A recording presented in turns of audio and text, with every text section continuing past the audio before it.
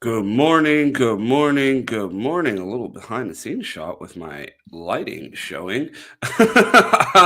Q, 4 years in a row. And we're still doing this. Inescapable, I guess. It was good. Nothing much, not my Buckeyes against Michigan. Apparently, we have been covering this team for 3 years and they still have not beat the team up north. It's your boy Ron James of Best Damn Media here with my guy QP here for another episode of the Buckeye Roast. And man, did we not think we would be doing a show like this. The Buckeyes lose to the team up north 13-10. Q, where's your mind at after a fourth straight loss to Michigan? Yeah, I don't know, man. Listen to a lot of people talk the last couple days. I don't know what happened Saturday with the utter absolute collapse. I have no idea, nor do I have any idea where we go from here. so, it's just it's all over the place. It's all over the place. Both of us seem to be at a loss of what to say, what to do about this team. So we went out and got ourselves a special guest, our guy. Anin, how you doing? What's up, fellas? Wish we were doing the show under different circumstances, but it is what it is. Absolutely, man. We had to hear from you. You are our big game correspondent, I should say. We talk to you preseason, and then we check in with you during the big milestones of the season. And at the beginning of the year, we thought this would be a much more joyous show. Yeah, I mean, it was tough to be there. That was hard to watch. It's a lot of people are talking about other Michigan games that it compares to, and I think that's fair. But the image in my mind was Missouri. Like it's a game that we blocked out of our minds that we kind of said, hey, like this is the outlier. We're going to throw this out. And then to see, basically effort similar to what we saw against Missouri, especially in that game, it was hard to watch, man. I haven't we've talked to a lot of people. As I know you guys opened up the phone lines yesterday. I don't know what else there is to say. It was hard to watch. I'm right there with you. It was difficult to watch because I made the statement on our Bleacher Report post game that it felt like deja vu because it might not have been things that we've seen all in one game, but it's all things that we've seen before from Ryan Day and complained about. I mean, the scared play calling, the inability to run, blunders on special teams. It's just missed tackles. I mean, I thought I was going to have to leave where I was watching the game and go talk to a therapist to deal with PTSD after Khalil Mullings broke all of those tackles and then just goes running up the sidelines. I was like, I had to do a double take. Is that Hassan Haskins? Is that Donovan Edwards? Nope. This is happening again. Add another name to the list of nightmares. Yeah, being there in person, that's when they thought he was tackled. That's one of the loudest moments I've heard in that building in a long, long time.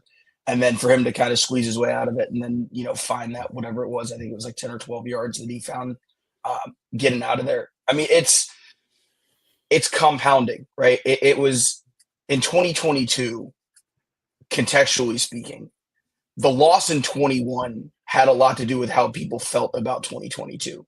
Not that it was an isolated incident, right? Now it's a pattern. After you lost in 21, everybody was shell shocked. Nobody thought they would lose that game. So be it.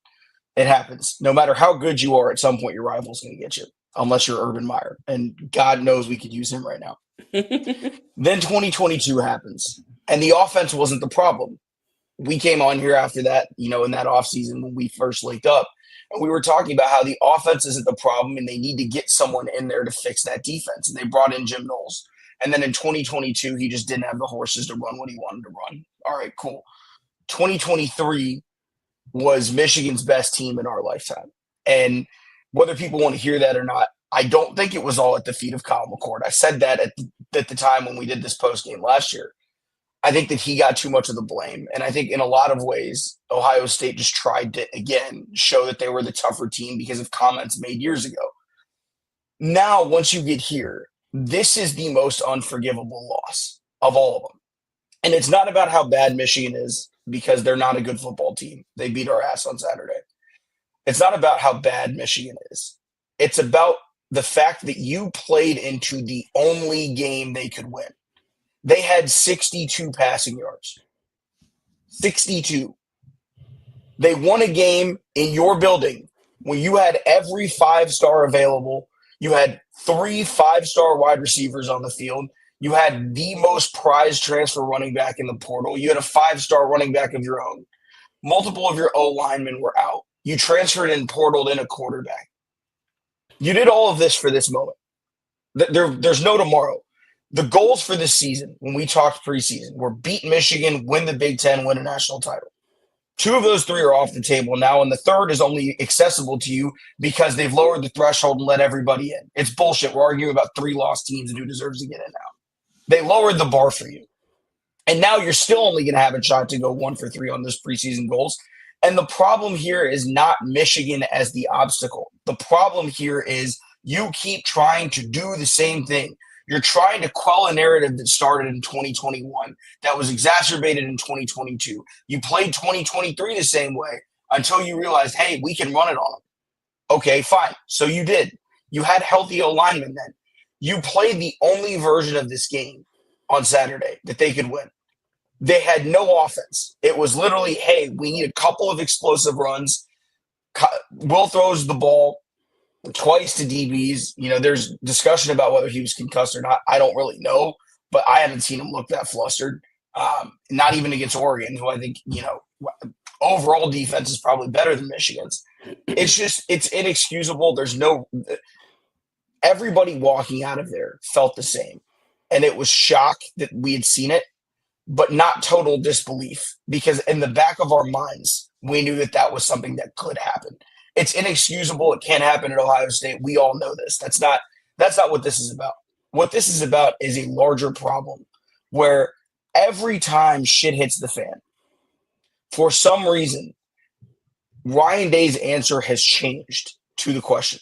The question back in the day when he was great at his job, and even then people were complaining about him, when he was great at his job, foundationally, at the end of the day, he was going to throw the ball. And he was going to die his way. And for a long time, we could live with that. Now he's trying to die their way. And that's totally unacceptable. You can't live that way. That's the biggest problem right now. He's trying to prove that he's smarter and tougher than the coaches that they're coaching against. That's never going to work, especially not at high-level college football. And the thing that's really going to piss me off is this team is talented enough to make a title run now, and they're going to show up against whoever they play in the first round and blow the shit out of them. And we're all going to sit here and be like, why the fuck couldn't you do that on November 30th? Where did this go? Anything that you wanted in the pass game was available to you, and you got scared and ran away because he threw 2 interceptions. Let him rip. That's why you brought him here. You have 3 5-star wide receivers. Use them. Use them, for the love of God. That's why you brought him here. I mean, so much to unpack there. I don't even know where to start. I guess I'll go with, you talked about Ryan Day trying to beat Michigan, I guess the Michigan way, and someone made the point on the call-in show yesterday. They feel like Michigan has tricked Ryan Day into believing his biggest strength is a weakness. And they've convinced him that he needs to run the ball against the interior of Michigan's defense, their strength, to prove that he's tough, instead of throwing the ball to Jeremiah Smith, the number 1 receiver that everyone's been clamoring over all season. And it feels like Ryan Day has been mentally tricked into losing to Michigan.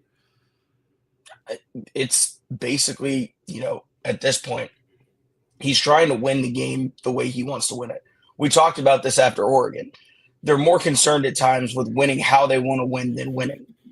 And the thing is, that, people in the stands, you can watch this in real time. I said this about Ohio State's crowd a few weeks back after Nebraska.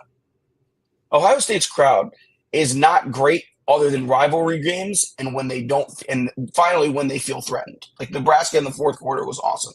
Michigan the whole game, crowd was awesome. But you can tell there's a point in every game where people just get disinterested. No one was disinterested in that Michigan game, obviously, because it was tight throughout. But there's something to be said for knowing that your star pitcher, in this case, your head coach, has the yips at times.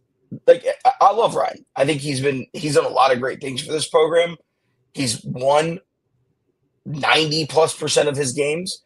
But every time we play a game that we really emotionally invest ourselves in, that we feel like matters, Oregon, Michigan the last 4 years, Georgia in 2022, you do everything right until it gets tight. And then suddenly you turn into a different guy. And the guy that we saw against Clemson in 2020 and the guy that we saw for the first 3.5 quarters against Georgia in 2022, that guy disappears. And I don't know why.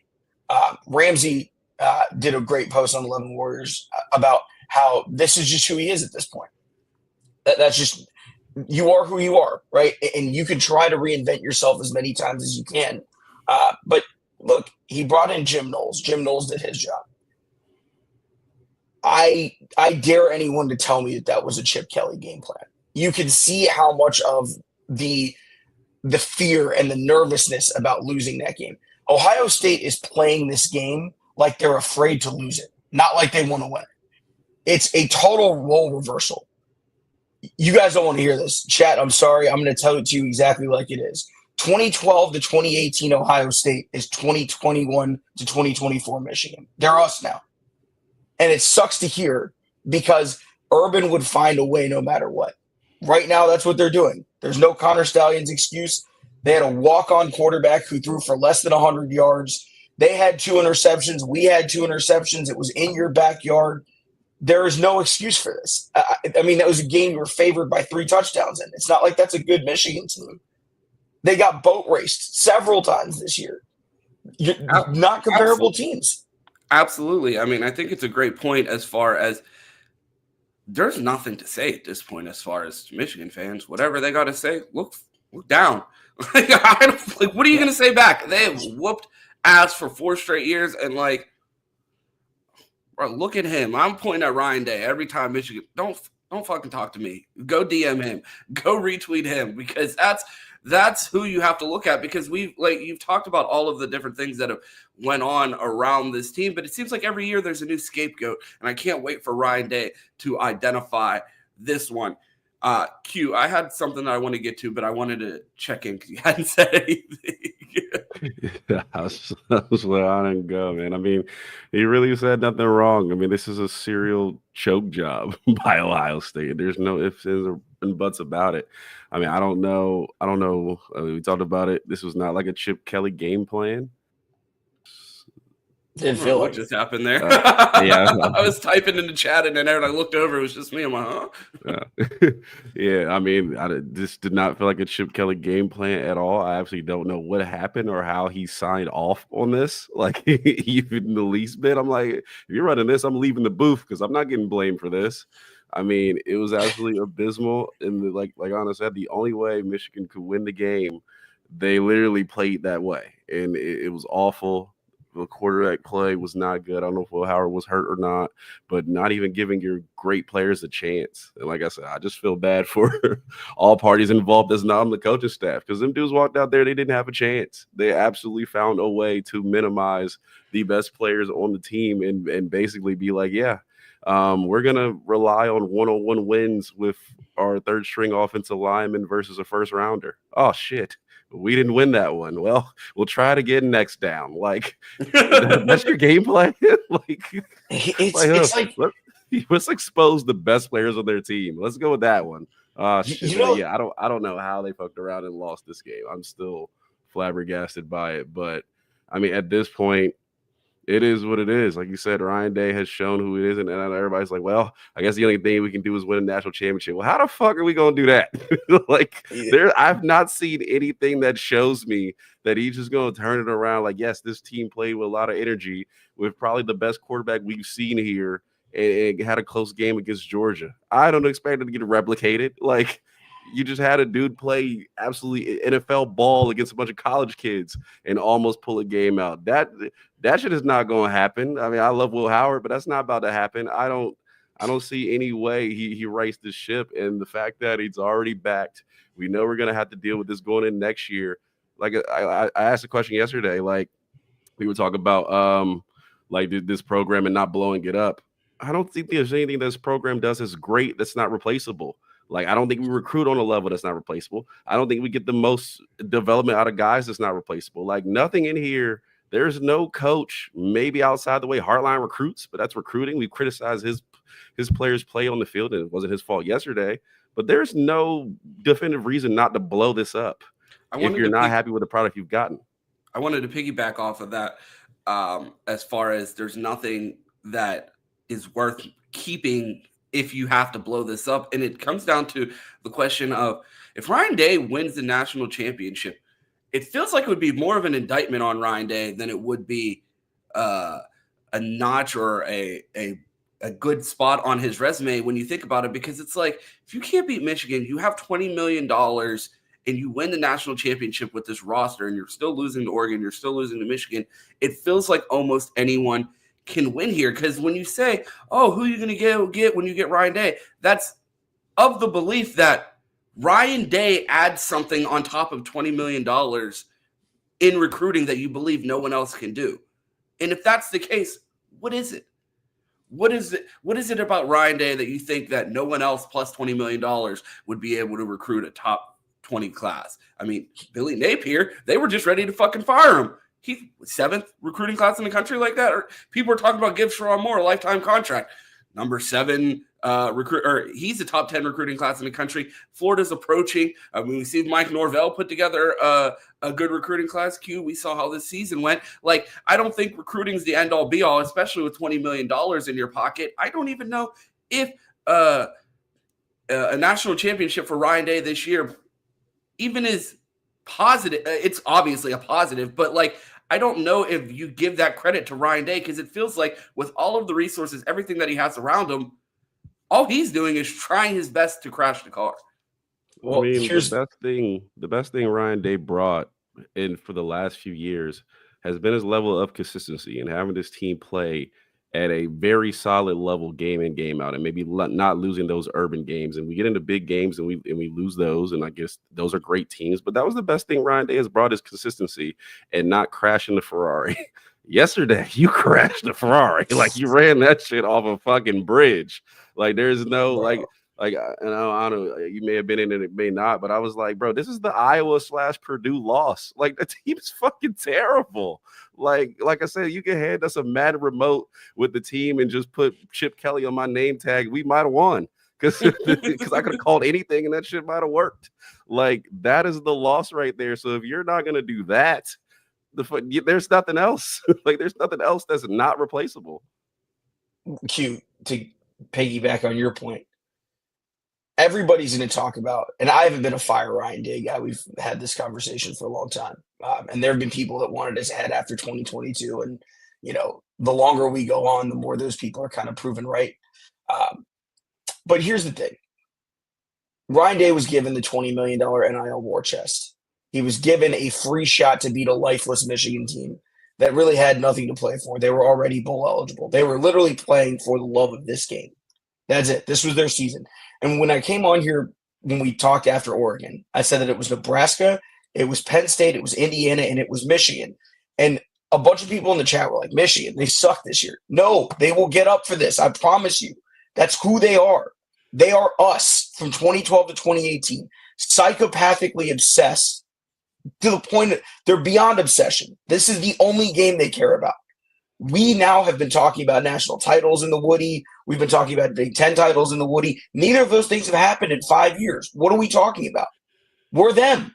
We're talking about the past over and over again. And so my question is, if Ryan Day can't get it done with all the 5 stars, with the $20 million NIL war chest, what is it? One more of his buddies? Like, it's Aaron Rodgers with the Jets. Just one more of his friends, and I promise we'll get this thing done. What are we doing here? Look, I'm not saying that it all falls at his feet. Jaden Fielding needs to make 2 kicks. At home, in that game, you don't miss kicks. You can't.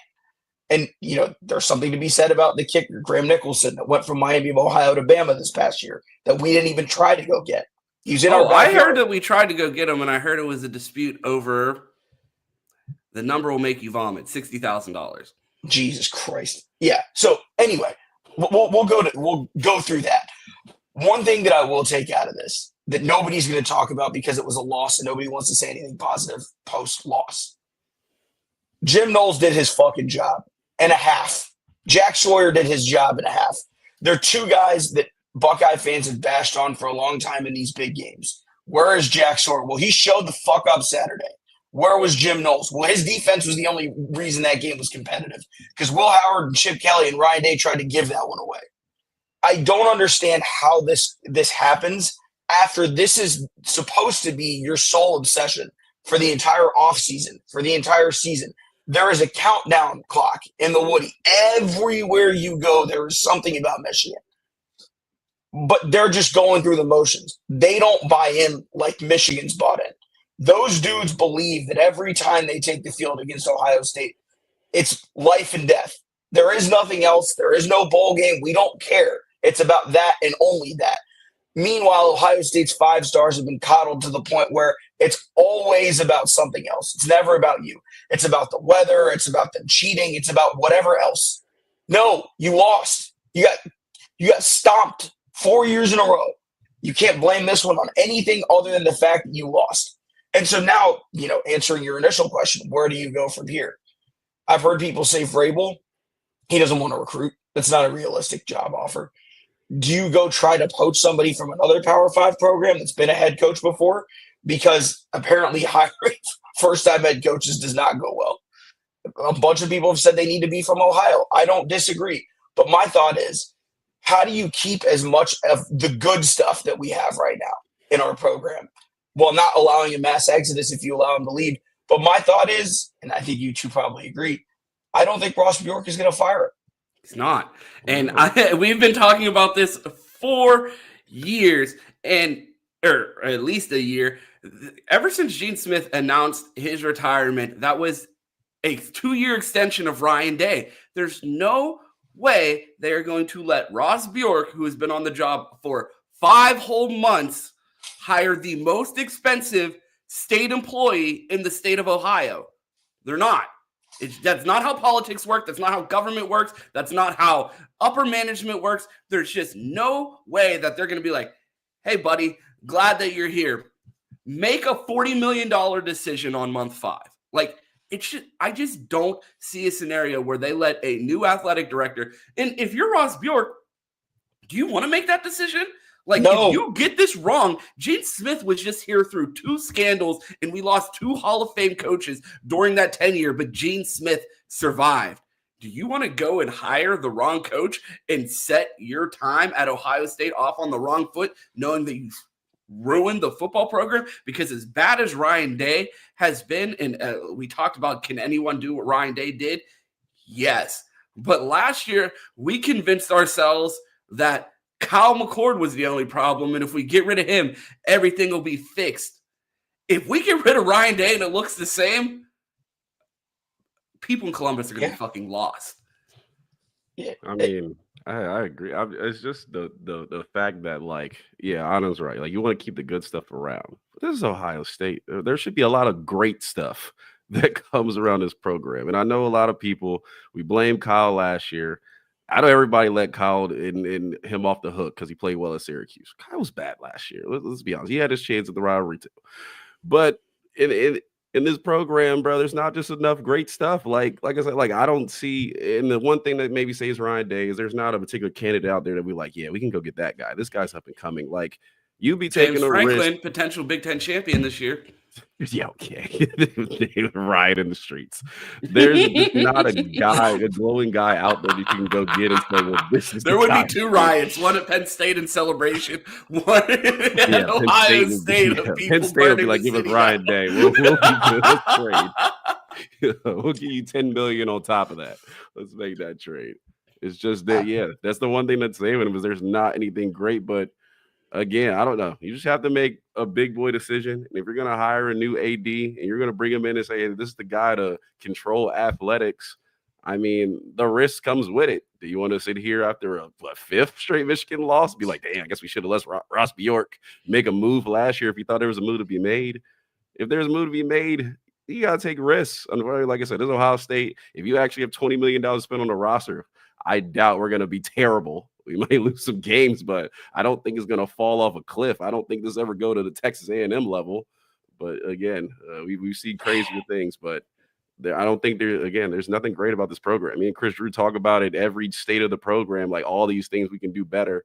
And people are like, you're overreacting. No, this is why we say this stuff, because eventually it comes and falls right at our face. Lack of development, 5 stars not playing like 5 stars, coaches absolutely checking out, game plans that come from hell, finding ways to play to your competition. This team plays to their competition more than any team that I've seen out there. If there's a way, like we vaunted that Penn State win, like, oh my God, we beat Penn State. The team's getting right now. We're going to make a natty run. We should have blew them the fuck out. Like, that game should not even been close, and they found a way to have us in the fourth quarter sitting there like, shit, we might fuck this up. Like, that happens every time. And the worst part is, like, we've seen this movie. They're going to get into the playoff because they're letting everyone in now, which, first of all, is bullshit. We're arguing about 3 lost teams. That's just dumb. Get rid of the automatic qualifiers. It's a story for a different day. But get rid of the automatic qualifiers. It's all stupid. But beyond that, they're going to get a home playoff game. Like, that team is going to show up, and on December 20th or 21st, whatever it is, they're going to show up, and they're going to be the version of the team that we want them to be. Then they're going to face a Georgia or a Texas or an Oregon in the next round. And that's when we'll find out, did they learn anything from this? Because right now we have 4 years of evidence on what Ryan and his program have put together in that specific game. And then they come out firing in the game immediately afterward. That hasn't been a Big Ten title game. It's been mostly a Rose Bowl. It's been a Peach Bowl against Georgia. Mm-hmm. Those are the games that they show up for, and the offense looks like it's revved up for. Finally, it looks like he retakes the controls and sits there and says, "All right, this is what we're going to do. We're going to put 40 on anyone and their mother." Cool. It's the game after that we're worried about. They're going to get Indiana or Boise State or somebody right in round 1. It might be Georgia. Who knows? They'll get someone at home. They'll play really well in that game. It's game 2 that will tell me anything that I need to know about the state of this program and where they're going to go. Because as long as we sit here and we can talk about how we want Ryan Day gone or how we want this person gone or that person gone, I don't think they're getting rid of him. And so this is our reality, right? Like, do you feel good about going into 2025 Michigan at their place now, given the context of what we've just seen the last 4 years?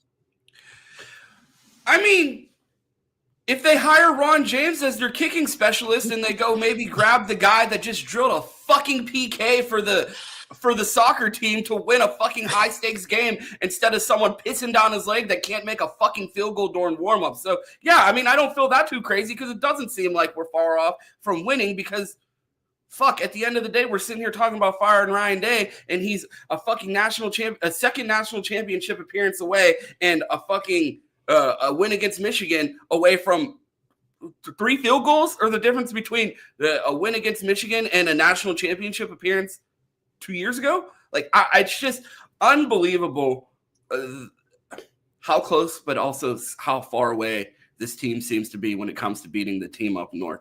I wanted to pivot a little bit and return to a back and forth we had on Twitter about a week ago talking about Will Howard. And you asked if anyone had complaints. And I said yes. And Will goes on to have a crazy game. And the reason why I still had complaints at the moment, and you talked about it earlier in the show, about how confident Will looked against Oregon. And I agree. He looked like completely unfazed in that game until the final moments of the game. But up until that point, he did enough to win that game. When I looked at the Penn State game, clearly rattled by the moment, being close to home, the Penn State moment, and I felt like I was seeing that same look against Indiana. And that was my complaint. And that's why I said yes, because even while I felt that we were always going to win that game, it threw my perception because I was able to write off the Penn State jitters as there's so much personal wrapped up in this. You grew up a fan of this team. You're playing inside of Beaver Stadium for the first time. I could understand how the emotions get the best of him, but I just saw him unfazed by the moment at Oregon. It just felt like Indiana at the beginning was just a precursor of this dude isn't as infallible when it comes to the pressure as has been stated before, because we've seen it at Penn State, and I feel like I'm watching it now early in Indiana. While he did right those wrongs, one of the things that I talked about as my pregame analysis for the Michigan game was they need to get out on this team early, because if you allow Michigan to run the ball and play how they want to, it leaves the door open for this. If the Buckeyes were able to jump out to a 20-point lead early in the first half, we couldn't even score 10 points, let alone jump out to a big lead. But if you were able to jump out to a big lead and have the fast starts that we saw at some points during the season, you're able to dictate the pace of the game. And I feel like the Buckeyes blew that opportunity. Yeah. I mean, the criticism of Will Howard for the way that he played on Saturday is warranted, but I think something else. Real quick, before we start dumping on Will Howard, all of this has to be prefaced with, if more information comes out in regards to his medical status during the game on Saturday, throw out every piece of analysis. But I can't get on here and recklessly speculate as if I'm a doctor and I can diagnose him from the TV. Were there reports that he was wobbly coming out of that tent? I heard that he fell while doing those sprints on the sidelines. I heard that there were extreme arguments on the sidelines with the medical staff before he went on the field. I'll let everyone else sort that one out. There's plenty of people that are credentialed journalists that went to J school, but instead they'll shit talk like this instead of doing the research into an actual issue, because it might get them in trouble if they get to the bottom of it. So I guess everyone's just going to sit and speculate on a podcast. Yeah. Look, that aside, I don't think it's a Will Howard thing. Every quarterback that Ryan's had post Justin Fields looks like they're afraid to lose this game. Like CJ, as great as he was, you watched him over and over again basically throw his head into a wall because the defense just wasn't good enough to give him anything. Now, your side of the ball, like Ryan's side of the ball, the offense, his baby, right, which he handed off to Chip, you can argue till the cows come home about whose fault it is. Every quarterback that he has had after Justin Fields at some point looks afraid to lose that game. And, it was Kyle last year where the moment just gets a little bit too big at certain spots. We saw it. We brought up a couple weeks ago, the Notre Dame game and how he tried to give that one away. Oregon, they get really, really close in a lot of these games. It's not like they get blown out often under Ryan, but it's that 1% is the difference. It's not, they're not horribly far away, as Ron said earlier. I don't think that, it's some kind of situation where they're leaps and bounds away from really competing for these things. But the loss to Michigan this year is indicative. It's kind of reminds me of Clemson lost to somebody earlier this year. I can't remember who. I think it was Louisville. And when you watch that game, like the final score was like 33-20 or something of the sort. But when you watched that game, it felt like an indictment on Dabo Swinney's program. The state of affairs had changed at Clemson. Even the most staunch Dabo backers were starting to say, all right, something's got to change here. We can't be getting whacked by Louisville. Like that's not an acceptable, state of the program. I think we're getting there with Ryan. And I think, the fact that they just hired Ross is tough because he's not really going to be able to make a decision. I agree with Ron. I don't think he wants to make a decision yet, just because obviously it's his job security on the line at that point. But it's a sad loss, and how tired are you guys of having this exact show where it's, hey, if this had just gone well, special teams error here, missed kick there, doesn't get lined up properly. The other thing too that I think that needs to be discussed is 3rd and 2. We're standing there. Michigan's last drive. You commit a penalty out of a timeout, an illegal substitution penalty out of a timeout. That cannot happen. I'm sorry. Like, there are plenty of things that are forgivable. Losing to Michigan is not to anybody in this fan base, but there were at least things that you could explain away. This is unexplainable. It's the worst loss. I used to say that 2015 Michigan State is the worst Ohio State loss I've ever seen. This is worse. I think this is worse. It feels like it's easily the worst loss that I've experienced as an Ohio State fan. I can't really. Clemson in the moment was terrible, and I guess because we've lost to Michigan 3 years in a row, I was like less devastated after because I've seen this movie before. You know what I mean? It's like watching a movie, a scary movie 10 times and still jumping at the same scene. It's like, bro, you know what's behind that door. Like, you've seen this before. So it's kind of like, yes, it is the worst loss, but I mean, I don't know if I feel the worst out of all of the losses. Like, we get on here, sad face. I mean, the trolls are going crazy, and it's like, all right, you got us. Like, it's just, I don't play. I can't make Ryan Day not poop in his pants. Like, I mean, maybe we should get him a Depends NIL deal, so when he pisses down his leg, at least doesn't ruin his slacks. Like, I'm at a loss with Ryan Day now, and I don't think he's going anywhere.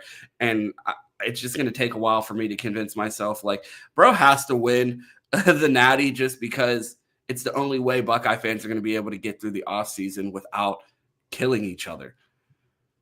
You spent what you spent on this roster. You told everybody preseason and onward. You were openly speculating about the national title. Now, you can do that if you go do all of those things. If you go to Oregon and win, you can do that if you beat Michigan. You can do that if you win the Big Ten title. And we're having this discussion a week from now as they're 12-0, 13-0, getting ready to go on a national title run. But if you don't, this is the consequence. You told everybody these are our goals in the preseason. Michigan was not talking about defending a national title in the preseason. They were talking about this game over and over again. And it shows because Ohio State's journey was just supposed to be starting. The Michigan game was supposed to be the launch pad for your postseason. Instead, it's not. And now you've got to sit here and you've got to pick up the pieces and you've got to tell these kids, hey, get up for the biggest game of your life in 18 days. Well, you just told them that before, and then you failed them. Don't make no mistake about it. Those kids did not fail their coaching staff. It was the other way around. And so you look at all these guys that came back. You look at your Jack Sawyers, your JTTs, a guy like Cody Simon, who we're going to sorely miss, Denzel Burke coming back. All of these guys who came back, and their thing was, we want to beat Michigan. We want to finally win the Big Ten. We want to win a national title. You're 0 for 2 and probably likely 0 for 3 in that department. I don't know what you can say to them. And, a lot of it too, that I think, should be discussed more often. How many recruits were at that game that watched you do that in your own house? How badly is that going to impact not even everything that they think about your program? You dragged me out here in the fucking cold, made me stay, watch, lost the game, fought after the game, lost the fight. Looking around. Well, that was it. Add insult to injury. That was the other thing. I'm like, bro, if you lose and then you fight after the fight, you have to win the fight too. I'm still looking. If you guys have them, if you see any Buckeyes winning fights after the game, send them because I'm still looking for them. You know what I think is the worst of it, and it's happening over and over again.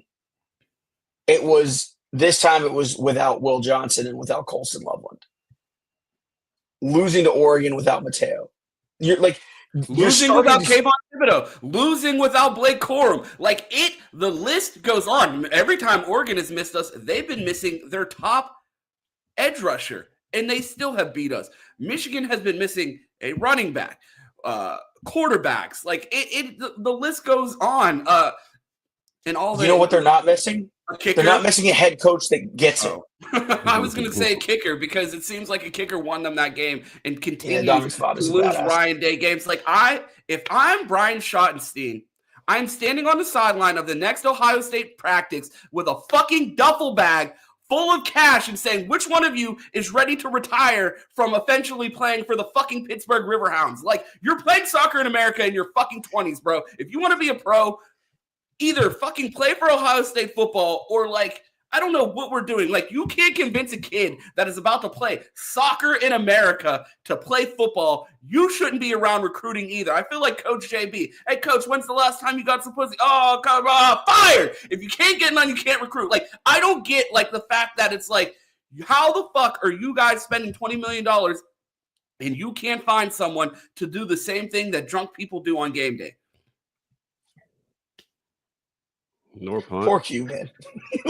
He looks like he's run out of words. Yeah, I say nor punt. Bro, the kicking situation is just like I don't understand how you can't have a single guy, especially when you talk about 60K, bro. It's just like there's no preventative. And this is the thing. We talk about Ryan Day learning on the job. This man does nothing preventative until something costs him over and over and over again. Like, you have the best kicker in the country in your state. Say, we just had a game come down to a field goal a couple years ago.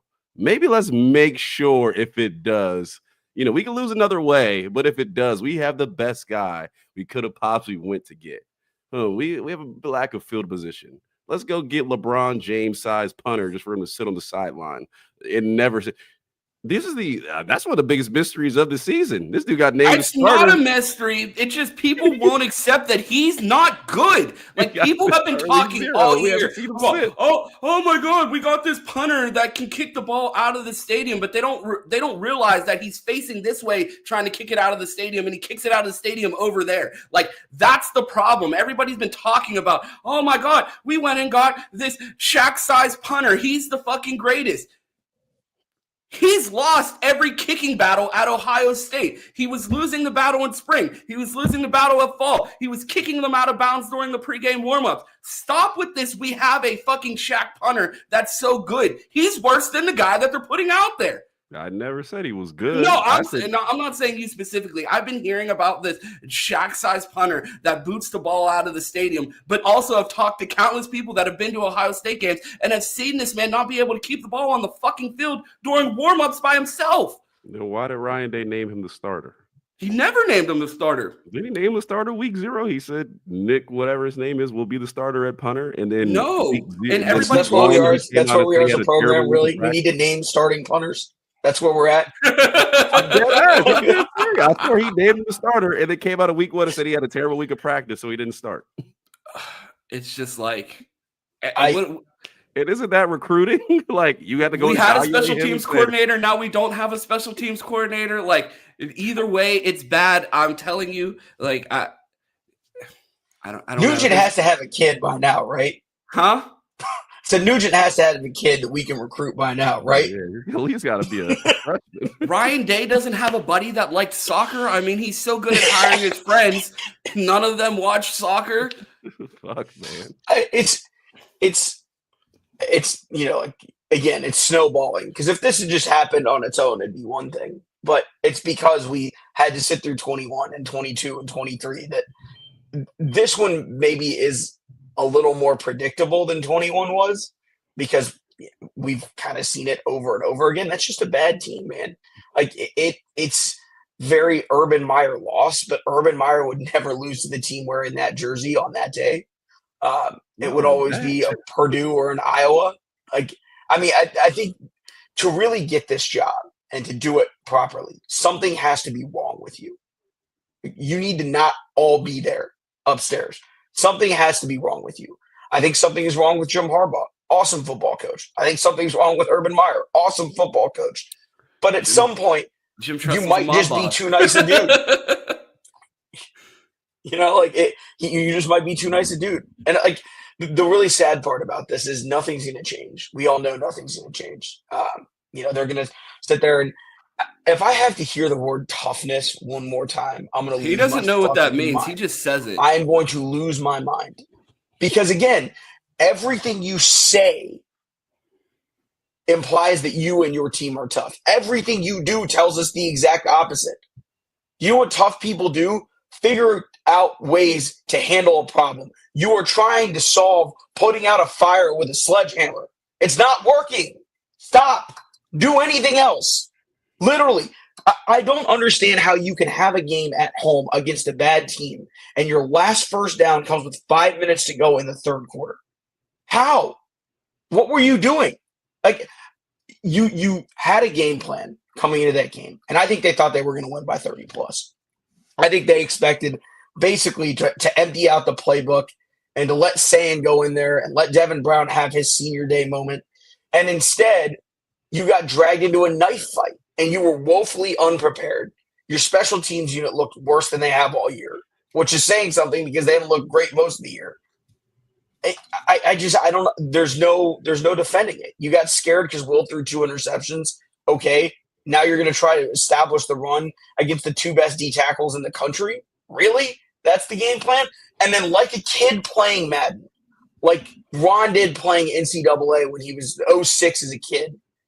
What the fuck happens when you get down and desperate? You're calling 4 verts over and over again. What shows up when Ryan Day feels threatened? Oh, hello, boundary stretches back.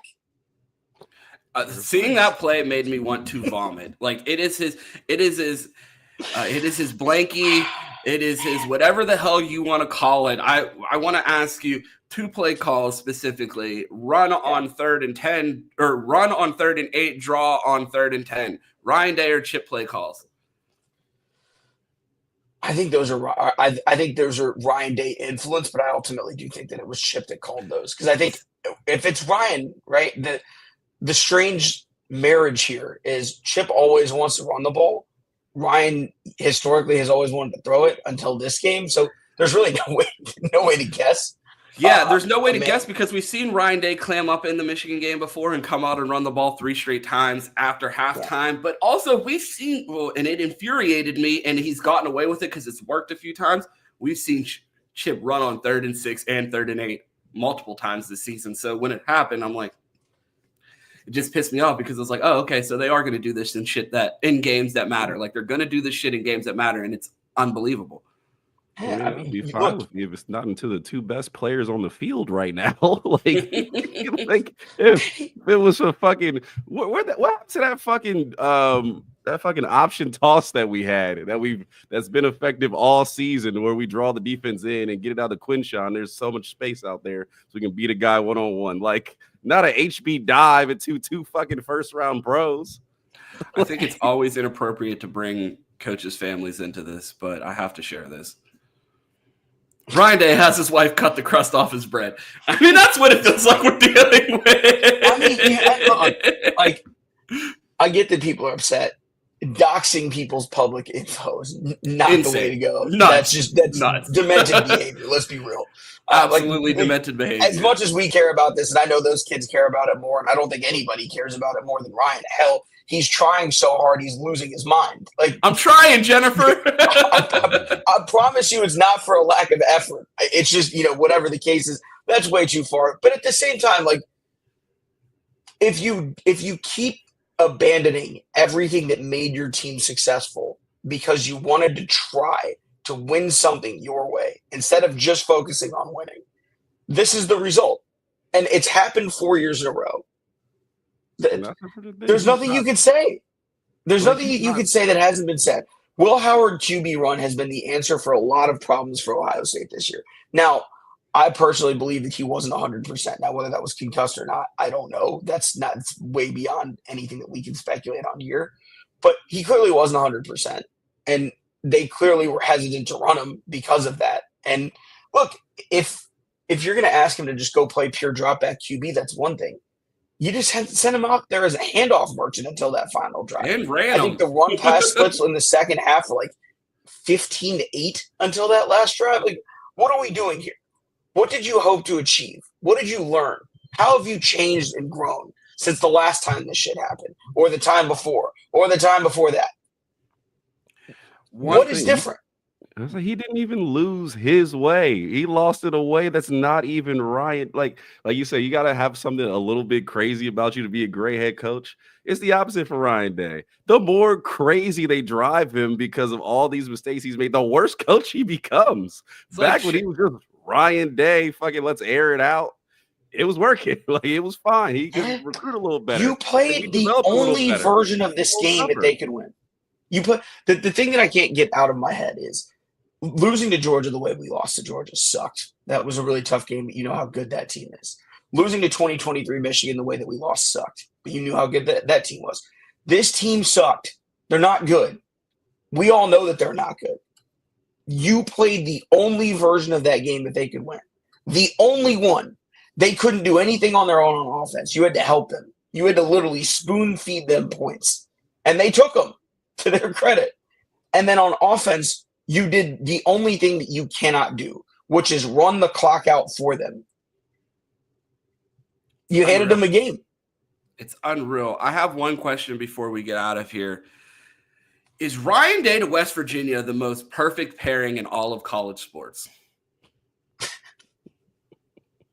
No? I remember the old West Virginia offenses. Geno Smith. Shout out Rich Rod, man. Nephew at Ohio, or cousin at Ohio State. Like, I mean, it seems perfect to me. I could still root for Ryan Day and not feel bad about where he's coaching. I feel like it would be a match made in heaven if Ryan Day brought his passing schemes down to Mountaineer country. The offense that he initially installed at Ohio State, what we consider the Ryan Day offense, that Dwayne Haskins ran, that Justin Fields ran, that CJ ran for a little bit, he's gotten away from it. And, you know, the sad part about someone attacking your identity in the way that Michigan has done to him and kind of the repercussions of that are, at some point you start changing things about yourself. And I think that we all would agree there were times where he did need to change things about himself, about how much he was putting his defense out there because the offense was scoring in 3 plays.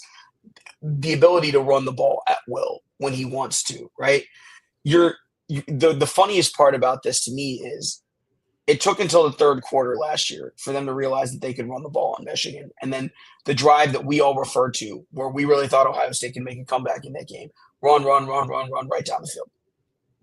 And then they committed to it until they realized too late that something that would bleed clock for them was their best answer.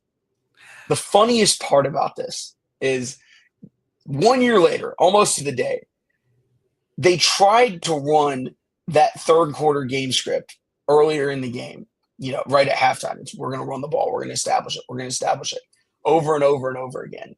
And the irony is 2021 Ryan Day's offense wins that game. 2022 Ryan Day's offense wins that game. Hell, 2023 Ryan Day's offense wins that game. But you did the one thing that you cannot do, and that is decide to play ball their way. And you abandoned everything about who you are. And sadly, we're the Baltimore Ravens. When things get tough, when we see that one jersey, when they see Kansas City sitting across from them, for whatever reason, in that moment, they abandon everything about who they are. That's who we are right now. You ready for the statistic that completely validates everything that you just said? Every Ryan Day quarterback up to Kyle McCord threw for at least 30 touchdowns, including J.T. Barrett. Kyle McCord threw for 24. Will Howard will end the regular season with 27. It's you know, whatever it is that you found that worked, you change the things that were working. And, you know, this is the end result, right? You know, you gave yourself no margin for error when you lost at Oregon in the manner that you did. Everybody before this game was talking about the Big Ten title game and how Ohio State Oregon was going to be a rematch, and Ohio State's a 3.5-point favorite in that game. The reason that I cautioned so much against that when we were talking after Oregon in terms of the landmine, I think we talked about how Ohio State had a rocky road to the Big Ten title game. The reason isn't just this one game. It's the energy expended in Nebraska, Penn State, Indiana. Over and over and over again, you build yourself up to say, okay, I can handle this moment. And then you get there and this is the result. That's the problem. Yeah, the one last thing that I want to ask you, do you have faith in Ohio State's NIL to be able to pay the bozo tax this offseason? Because if they don't fire Ryan Day, they're going to have to pay a tax. Like, hey, be a part of this clown show. Stick around. It'll be different, even though it hasn't been different for 4 years. I think their NIL efforts have been basically to this point second to none. It's hard to complain about any NIL effort Ohio State's made after what they did last offseason. You know, you spend the money on a Caleb Downs, you bring in a Julian Saint, you bring in Seth McLaughlin, you do all of these things, you bring in Will Howard, you get Quinshon Judkins out of the portal just as insurance for fun. You sign all of these 5-star kids. I don't think NIL is the problem. I think the biggest issue is going to be for Ohio State going forward is how many of your boosters still want their names on buildings? Because you can buy national titles now. That's something that you can do. You can buy competitive teams that can win national titles. You can just go out and buy them. You don't need development is obviously necessary for O&D linemen. Ole Miss is a great example of what happens when you kind of swing and miss. Florida State's the best example of what happens when you really swing and miss. But you can go get whatever you want now. And Ryan Day has Ohio State's NIL war chest. He can basically go get any player he wants. I just don't know that until he does it, which, if he goes out and wins a national title, great. But until he does it, I think there's always going to be a section of the fan base that's hesitant to fully commit because your heart's been broken so many times by hearing him say the right things and hearing his quarterback say the right things. And, leading up to this game, we were all so excited about how Will Howard talked about this as opposed to how Kyle talked about last year's game. But at some point, you just have to win. All of the tough guy routines and the hype videos are awesome. We love all that shit. We're guilty of falling into a lot of that shit. But at some point, you got to win. The talk is cheap, and the results on the field are staggering, to say the least. Yeah, man, we're definitely going to have to look into when Devin Brown came in, we were able to run the ball so successfully on that one play. But that's a topic for another day. Burn the boats. We appreciate you joining us on it. Q, on it. Let the people know where they can find you. I am running extremely late for work. I'm going to go for it. Yeah, it's at Nanduri NFL on Twitter or X, whatever you want to call it. I host a show with Matt Kelly called Decision Point, where we talk about NFL front office moves, what a general manager's job actually is compared to how it's made out to be. But always love talking to you guys, and again, wish it was under better circumstances, man. But always happy to talk ball with you. Yeah, if you guys are talking about how the Bengals could figure out how to beat the Steelers on your show, make sure you send that link over to me. I want to check out that episode because. Man, things could be worse. I could be a Bengals fan and an OSU fan, but luckily, I root for the Steelers. Q, let the people know where they can find you. Did your team win yesterday? Huh? Did your team win yesterday? Nah, we're not telling you. There's no Ravens talk going on here. Oh, okay. I don't even know why I didn't use that example. That was sorry, buddy. You mean the Jaguars? That's what you meant. Yeah, man. City Boy Quinn on Twitter. Find us on Instagram. Minor League Films here. Appreciate everybody coming through. The chat was booming. There's a lot of people in here. So if you're not sub, make sure you do that. Like the video, all that good stuff. And we will continue to break down how they fucked this up. Yeah, this is a new Buckeye Roast weekday schedule or record. We have 870 people currently watching this morning. Oh my God, we have super chats. We missed them. Day one, shout out to Cam. Thanks for the 5. Day one of super chatting until my Glenn Schumann agenda gets traction. You want a Dan Lanning type? Go get one from UGA. Thoughts there? Yeah.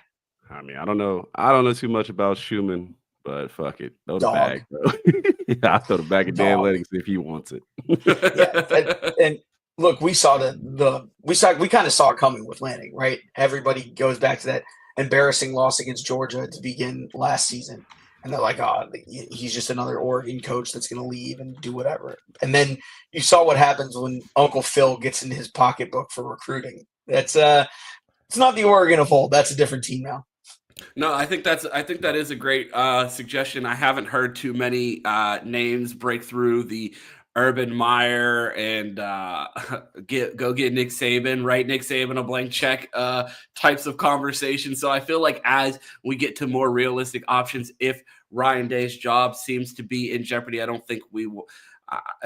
Just the way they saw how the the Nick Saban situation played out last year, I feel like, especially as a university like Ohio State is going to be much more meticulous about how they go about removing their head coach to make sure that they don't leave gap windows where people are leaving the program and we can't acquire anyone. So if you do see Ohio State get rid of Ryan Day, I would assume it would be strategically during a window where they can also acquire players as they're losing them. One more super chat. Up 2 more. Day is reactive. We need a proactive coach. And bro, his reactions are crazy because it doesn't seem to make sense. Like, oh man, you've only been we saying stopped that for throwing the 3 ball. years. Yeah. For 3 years. Why had to wait something to go wrong to fix it? We want 2022 Georgia Ryan Day all the time. Like the losses that come with that are okay, but we just want that guy. We instead of the guy that's afraid to play his own game. I don't understand how we were able to predict problems from our couches before somebody who gets paid $10 million is able to predict them. Like it's not. If it was the complicated stuff, I'd be okay with it, bro. It's simple stuff. It's like, really? You didn't see that coming? Okay. I mean, the one thing that I'll say real quick is Wink Martindale's plan was brilliant. It's Michigan's DC. Basically, he lured Ryan and Chip into running into light boxes over and over and over again. And, they're always looking for a numbers advantage. And they found one again and again and again. And the thing is, when you're running it, Grant and Graham, they're not just numbers. Those are dudes. Those are NFL first round D tackles. And, whatever the numbers suggest, and I'm a numbers guy, as you guys well know, even as the numbers guy, the numbers on the jerseys matter sometimes. And those two were absolute game wreckers on Saturday. You hit the nail on the head. I spoke to Chip Kelly in the offseason, and he said football is a very simple game. Just go where the numbers dictate. And Wink used those words against him. So, I mean, it dictated him running behind 3 guys that weren't starters at the beginning of the season. I mean, Tegra was still rotating week 1 last year, or at the beginning of the season. He wasn't named a starter to start the season. And then you have him going up against 2 first-round defensive tackles, just a losing recipe. Shout out to our guy, Cam. Thank you for the 2. Thank you for calling into the show yesterday as well. One more super chat before we get out of here. Starting my Fran Brown agenda. Thoughts? He seemed to bring the best out of Kyle McCord, except for when I attended the Pitt game and he threw 5 interceptions. Ron, did you tweet this from your burner? I did not. I did not. My Fran Brown agenda is not to Ohio State. It is to the University of Pittsburgh because I think Pat Narduzzi is a bozo. But I mean, he beat Fran Brown, so that argument's in the dirt. Yeah, Z, love you. No. No, Fran Brown. No. But I appreciate everybody. We are up to 900 viewers. If you are watching for the first time on YouTube, make sure you subscribe to the channel. Smash that like button. If you found us on Twitter, make sure that you follow, retweet, like the video, join the community. We do this every day here on the Best Damn Media YouTube channel, Monday through Friday at 8 a.m.-ish.